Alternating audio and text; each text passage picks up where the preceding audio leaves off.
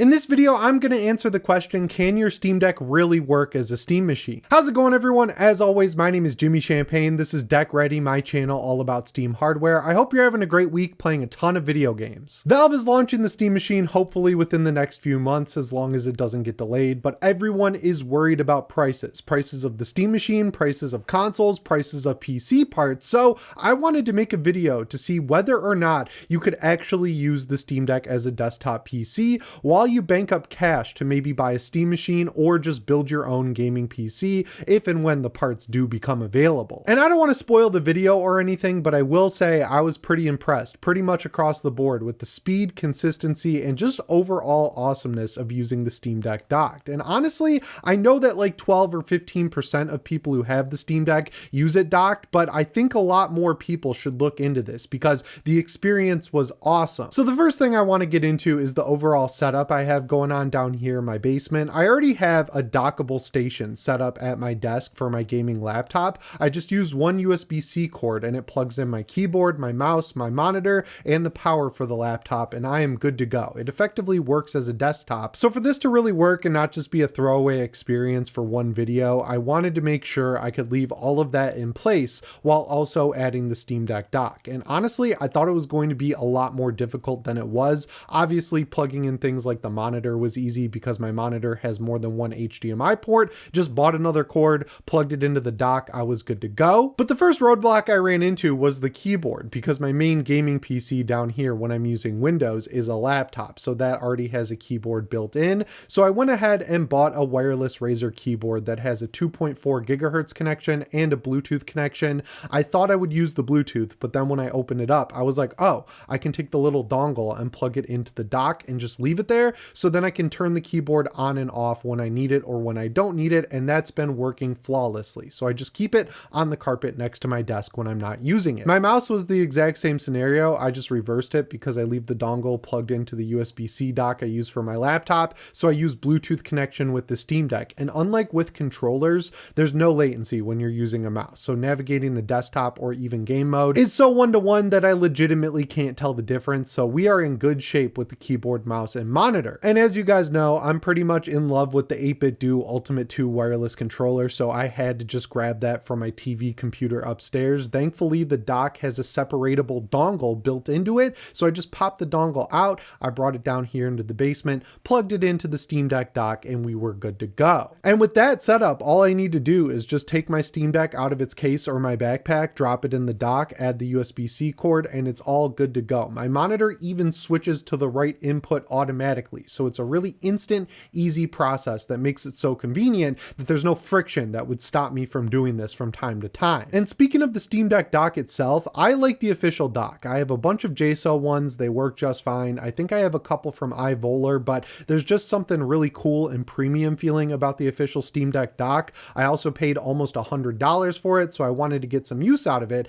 I really did use it as my main USB-C hub for a long time, but then I ran into some issues for the better part of like 6 months after SteamOS 3.5 came out, so I threw it in my tool cabinet over there and I took it out, I updated the firmware, and now it works perfectly fine. So if you saw past videos like in the past few years where I said don't buy the Steam Deck dock because it has issues, thankfully those issues have been entirely fixed. I don't know what the problems were, but it was really annoying for a while and it no longer is. So when I went into this, I really expected there to be some friction in terms of like hardware compatibility, because I've watched a lot of videos on setting up Linux, and it seems like if you get outside of the SteamOS/Bazzite sort of ecosystem, you run into issues finding drivers or whatever for your hardware. SteamOS has basically everything built in, so every piece of hardware that I've thrown at it has worked without any input from me, and I think that goes a long way for general users who want to use this thing docked. So from a hardware perspective, it was really simple, and honestly everything I used for it I already had. The only thing I had to buy was a wireless keyboard, but I needed a new one anyway, so it's not like I just bought it for this video. When you think about what it's going to be like to use a Steam machine, there's of course two different scenarios for it that have to be worried about. The first one is gaming. I think like 90% of people who buy the Steam machine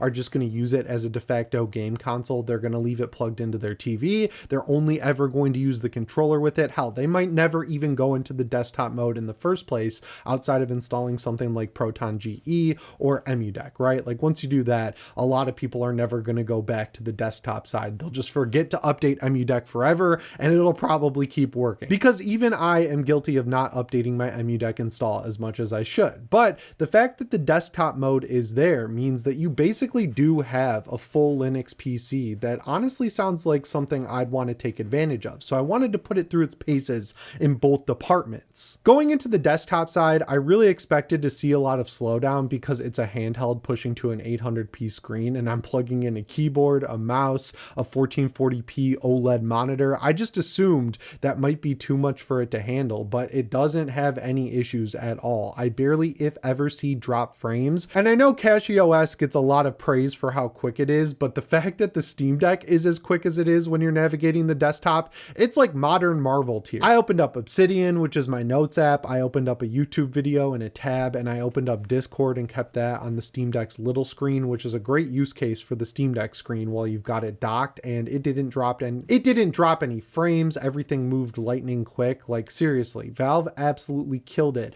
with the level of performance in desktop mode when you're using it as a computer. And honestly, I don't need it to do much more than that, right? Like I'm not using it for work. I don't need an image processing software. I don't need a video editor. I'm sure that you can install GIMP or DaVinci Resolve and you'd get decent results, but it's not going to replace your work computer. And realistically, it's not meant to. It's a handheld gaming PC at the end of the day. On the gaming side of the fence, I was really impressed with the performance, but you also have to keep your expectations in check. Like if you want to use the Steam Deck to play a game like, I don't know, Arc Raiders, you're going to run into some issues. That's an Unreal Engine 5 game that runs okay, I would say, at 800p low settings on the Steam Deck. Like you could get away with it. But if you have a better PC, you're probably going to default to that. The same goes for other new games like Dying Light the Beast or Silent Hill F. They're just too big for the Steam Deck, even in handheld mode. So the idea of docking your Steam Deck and playing them, it's just out of reach. Even with technology like FSR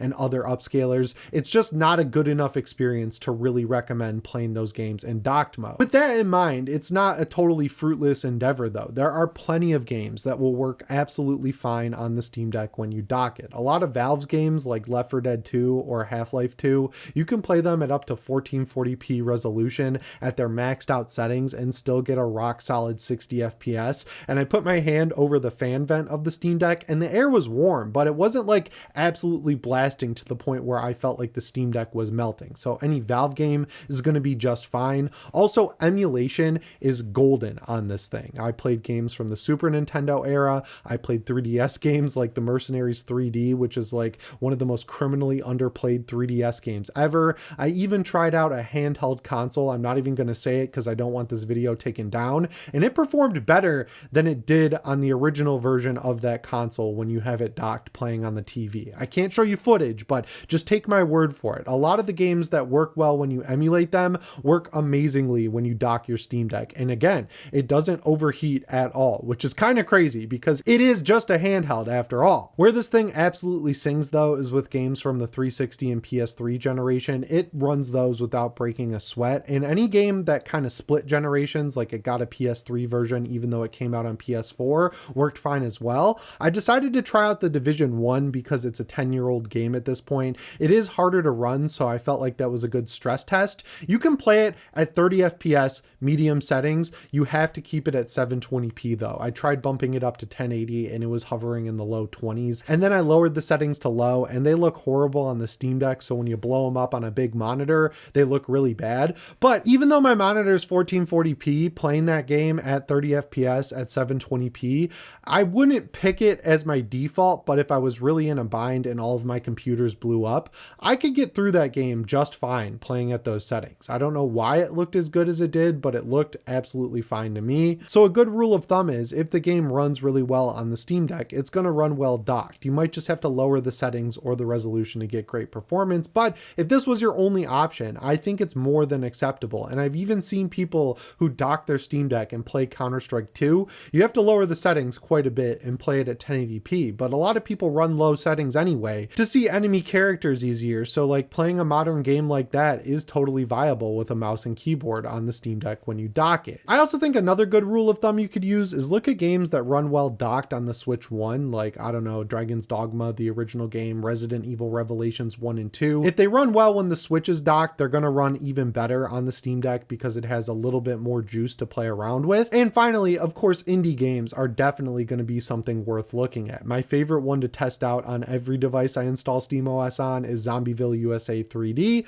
Runs amazingly, even though it's a full 3D game that also has ray tracing. I of course turned that off, but the performance was really good out of the box. Of course, Dead Cells is going to be a great example. I think that's one of the first games I ever tested on the Steam Deck. The Castlevania Dominus collection, I'm 99% sure could run at 4K if you wanted to equip it to your TV. So when it comes to playing games on the Steam Deck dock, there is going to be a little bit of thought that goes into what games are going to work well or not, but the idea that you can switch between a controller or a keyboard and mouse on the fly, connect it to a 1440p monitor, and generally get a good experience if you pick the right games, pretty damn awesome, especially considering the thing is 4 years old at this point. So to answer the question I posed at the beginning of the video, can you use the Steam Deck as a Steam machine while you save up money for the Steam machine or a better gaming PC? Hell yeah, you can. This thing is awesome. And even as just a basic desktop PC, I could use this thing to write up all my videos. I'm sure I could figure out how to use GIMP instead of Affinity.